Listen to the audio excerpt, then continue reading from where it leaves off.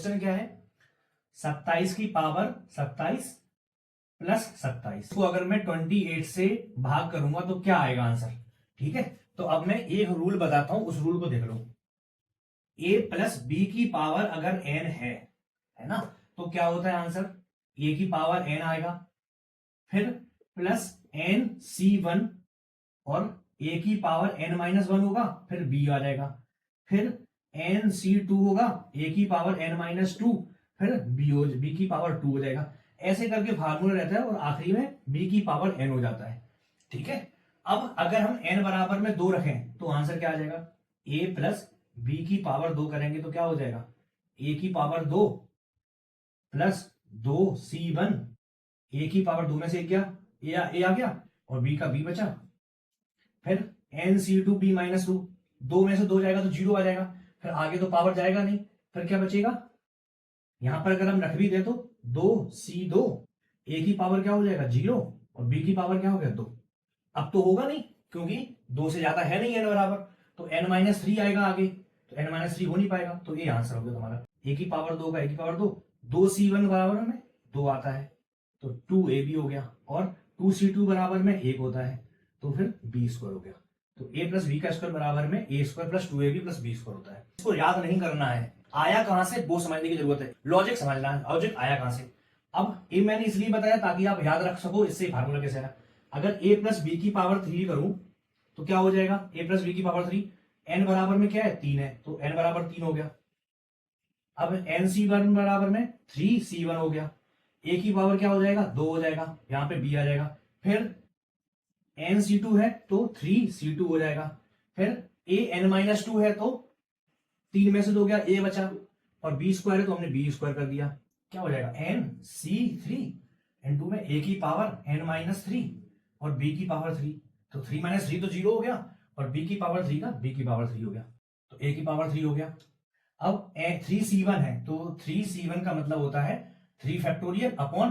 2 factorial, 3 में से 2 गया 1 फैक्टोरियल और 1 फैक्टोरियल, तो 2 फैक्टोरियल और इसको काट देंगे तो आंसर क्या आएगा 3 आएगा, तो क्या आएगा 3, यहां पे आंसर क्या हो गया 3 हो गया, और a स्क्वायर भी हो गया,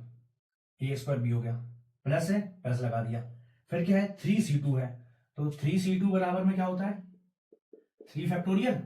फिर 1 फैक्टोरियल इंटू में 2 फैक्टोरियल, यही होता है, आंसर क्या आ जाएगा 3 आ जाएगा। तो यहाँ पे क्या आ गया 3 आ गया, क्या है a b स्क्वायर है तो हमने a b स्क्वायर कर दिया,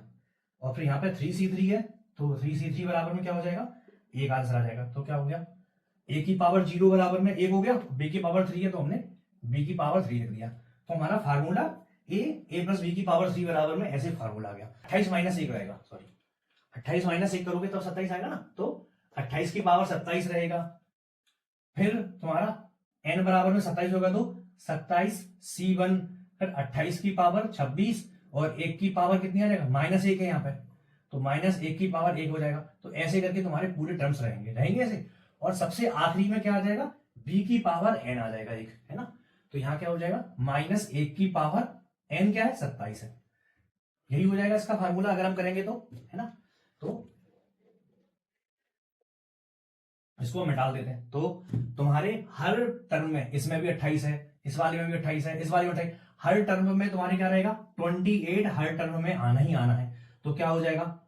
अगर हर टर्म में 28 ही 28 है तो 28 इंटू में कोई संख्या आ गई, एक संख्या, इसको पूरे को अगर हम सॉल्व करेंगे तो वो संख्या आ जाएगी, प्लस में क्या होगा -1 की पावर 27 हो जाएगा, यही हो जाएगा। अगर हम 27 की पावर 27 लिखेंगे तो 27 को हमने क्या लिख दिया 28 - 1 की पावर 27, ठीक है। तो हमारा जो भी रहेगा संख्या वो 20 कुछ ना कुछ संख्या आएगा अगर हम इसको सॉल्व करेंगे, क्योंकि हर एक संख्या में 28 ही 28 ही 28 ही 28 है, तो हमने 28 बाहर निकाल दिया तो हमारा इतना आंसर हो जाएगा। क्लियर। अब यहाँ पे क्या हो गया -1 है, 27 माने 28 - 1, तो आखिरी में क्या बचेगा -1 की पावर 27, यही बचेगा। ऑड बार है ना, विषम बार है, तो क्या होगा माइनस आंसर आ जाएगा। तो 28 इंटू में कोई ना कोई तुम्हारी एक संख्या रहेगी और माइनस के 1 हो गया, प्लस में क्या है 27 है तो हमने प्लस में 27 लिख दिया, तो क्या हो जाएगा तुम्हारा 28 इंटू में कोई संख्या रहेगी प्लस में 26 हो गया। अब तुम इसको 28 से डिवाइड करोगे तो क्या होगा, ये तो पूरा 28 से डिवाइड हो जाएगा लेकिन ये वाला आंसर तुम्हारा बचेगा, यही होगा। बस ऐसे ही तुम्हें सॉल्व करना है। अब तुम्हें देखो इसी से मैं और क्वेश्चन सॉल्व करके बताता हूं, कुछ भी क्वेश्चन ले लो, अगर तुम्हें इसका आंसर निकालना, इसका आंसर कैसे निकालोगे, तो 29 को क्या लिख दूंगा 28 प्लस 1 की पावर 35 और प्लस 30 है तो मैंने प्लस 30 लिख दिया। अब तुम्हें इसको देखना है, ठीक है, यही देखना है। तो देखो अब तुम कैसे देखोगे, अब तुम्हारा क्या रहेगा 28 तो हर किसी से डिविजिबल हो जाएगा, लेकिन जो आखिरी वाला टर्म आएगा कौन सा, b की पावर n वाला,